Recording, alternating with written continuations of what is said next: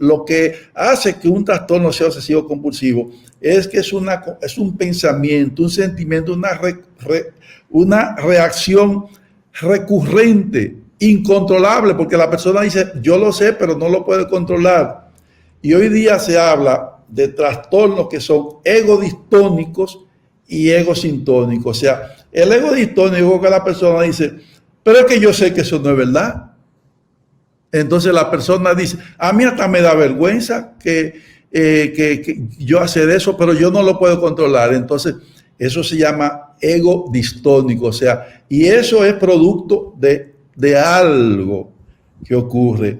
Pero lo egosintónico es una cosa de la que tú estás convencido que es así, aún no siendo así. De manera que ese es un trastorno que ya está fuera de los trastornos de ansiedad, y a veces el manejo es hasta diferente, puede ser desde la psicoterapia, la cognitivo-conductual o psicofármacos. A veces a estos pacientes hay que darle inhibidores selectivos de la recaptura de serotonina junto con neurolépticos antipsicóticos, porque es una cosa que raya en lo absurdo y que le puede afectar la vida de pareja y la vida laboral y la vida familiar a muchos, porque uno siempre cree que es un trastorno de pareja, pero esto puede ser también unos celos laborales.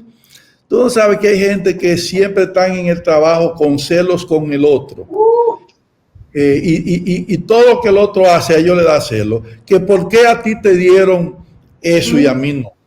Y si no se lo dan, ¿y qué tú hiciste para que el jefe te mandara a ti?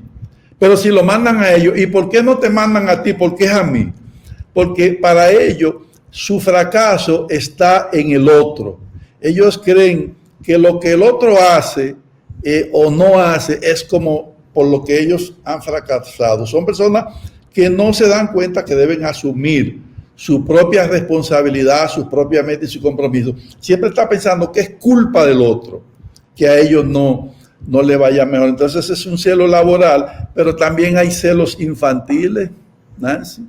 Los niños, eso se ve en los niños muchas veces, que los niños cuando, tú tienes tus hermanas, yo no sé si cuando ustedes eran niñas, estoy rompiendo la confidencialidad, si cuando ustedes eran niñas entre las hermanitas habían celo ahí.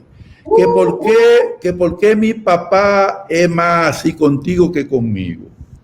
Y entonces uno dice, pero mi papá, yo lo que hice fue que le llevé la chancleta o fui y lo peiné o le llevé lo que a él le gusta. Sí, pero cuando tú le gusta, a él le gusta más que se lo lleves tú que yo, pero tráeselo tú.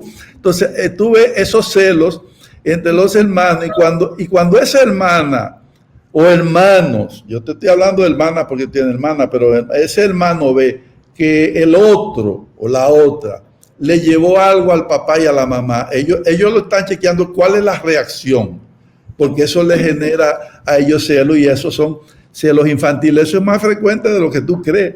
Los hermanitos se celan, que por qué mi mamá te abrazó a ti, que por qué mi mamá durmió hoy contigo y conmigo no. Entonces, por eso que, mira, hay que tener mucho cuidado con decir, este es mi hijo preferido, este es el hijo que yo más quiero, porque este hijo qué sé yo cuánto. Eso es peligrosísimo, porque eso despierta unos celos. Mira, te voy a hacer un cuento real.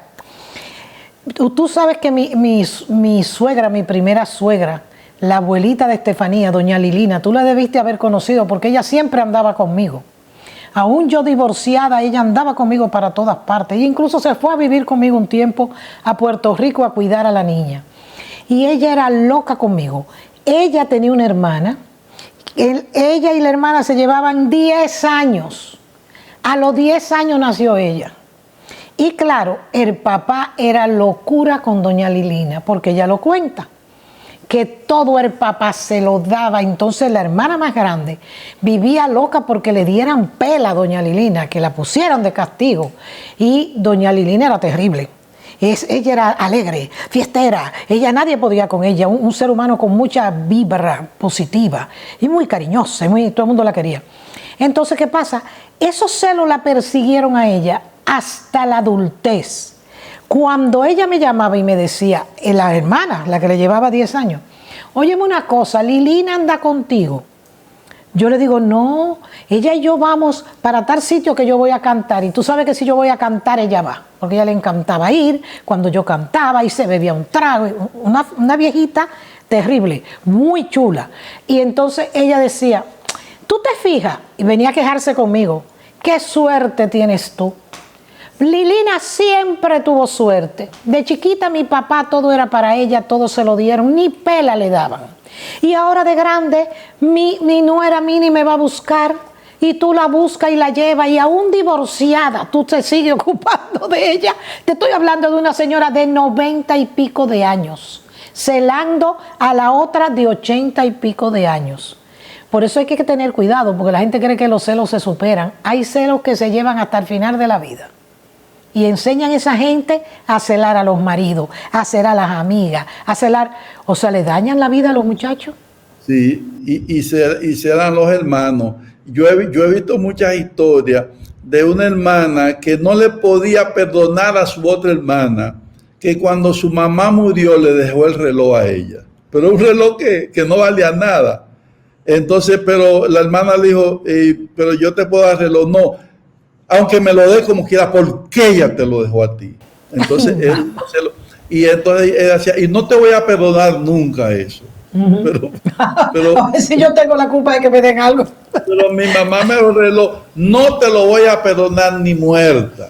Sí. Porque realmente los celos son irracionales. Totalmente irracionales. Y es algo que la persona dice, es algo más fuerte que no puedo controlar. Y esa persona que sienten eso es un trastorno. Y esas personas necesitan ayuda profesional, de un buen profesional que los ayude con eso. Pero hay celos que son ocultos también. Tú no sabías eso. Hay gente que dice, no, yo no soy celoso. Pero lo que pasa es que no me gusta tal cosa. Pero ellos niegan eso.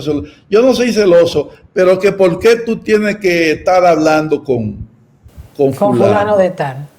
Que sí, yo no soy celoso. Que por qué esa persona te brindó a ti tal cosa. Pero ellos dicen que no son celosos, pero siempre reaccionan, tienen una reacción como negativa con su pareja o con la persona que tiene una atención con su pareja. Pero dice, y no es que yo sea celoso, no. Porque eso se ve mucho en los hombres también. No, sí. Yo no soy celoso. Claro, mi papá dice que no era celoso, pero siempre quería saber dónde estaba mi mamá y dónde estábamos toditas nosotras. Pero él no era celoso. Y celo de los padres entre ellos con los hijos.